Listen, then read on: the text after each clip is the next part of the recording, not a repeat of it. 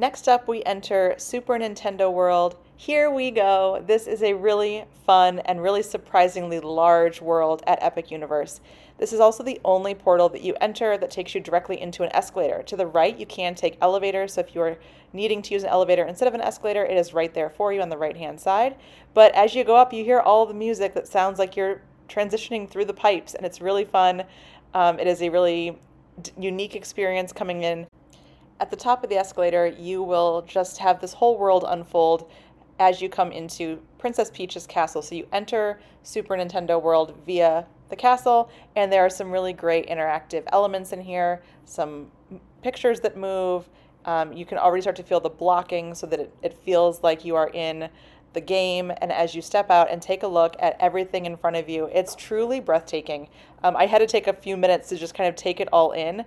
Every single element that you remember from playing Super Mario, every element like the coins that spin and the piranha plants that chomp, every element from the games that moves is moving in this world. And so there is so much to process. The sounds, the sights, and even the smells here. It is full of activity. Now, the other thing that you want to take a look at as you walk through is there's going to be some really great opportunities to meet different characters throughout this land. You can find Luigi and Mario actually on the lower level. You can find Princess Peach right over here closer to her castle. So if you have fans that want to see your favorite characters, there are great places to do that here. Now, one of the most interactive elements to Super Mario World is having these power-up bands. You can purchase these in your resort stores and any of the merch shops and anywhere in Super Nintendo World.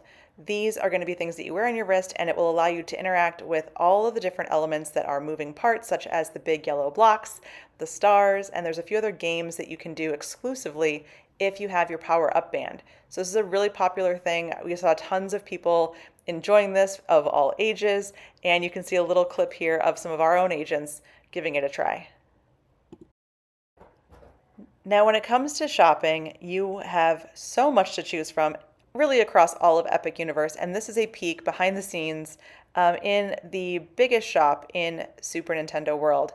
If you have fans of the Nintendo and the Super Mario franchise, you will find something here for them, something that you've probably never found anywhere else, but there is a lot to go through. It's a very busy shop, and so what I will say is there's a lot of loud sounds, big songs, very bright, tons of colors. So I would say if there's anyone who's sensitive from a sensory standpoint, this may be a lot going in here.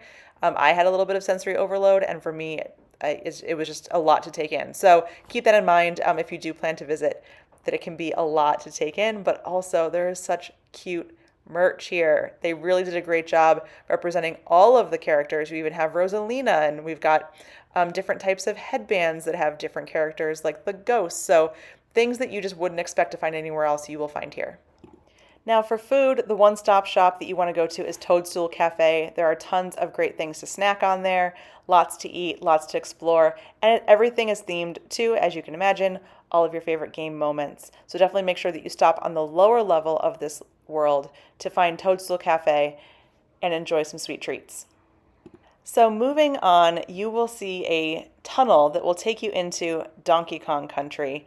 And this has been a very much anticipated portion of Super Nintendo World here because it is not found anywhere else yet. And when you walk through this tunnel, you immediately have a shift in mood and tone, and the soundtrack really gives you that drumming, fun Donkey Kong music that you are used to from all of the games. It does still feel really animated. There are still tons of moving parts, but it tends to calm down a little bit back here. It's a little less busy. The colors are a little more muted and natural. And you can tell it just feels a little tropical as you head back.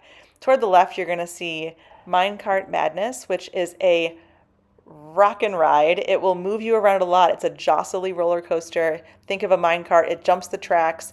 It's got a very popular wait right now. So I would say even during previews and as the park begins to open, you'll probably want to plan ahead for a little extra time to go ride this one back here.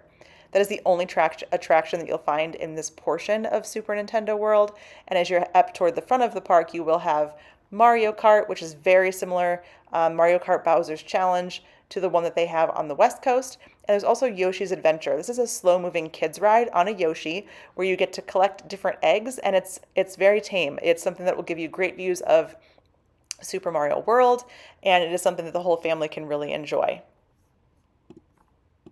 Overall, we were wowed by this whole world. There is so much to see, so much to do. I think the power-up bands are definitely worth it. I think anyone who grew up playing Mario is going to enjoy it. I think kids are going to love it. Universal really needed an area that was dedicated to guests of all ages, and I think this one really did a great job. So thanks for watching.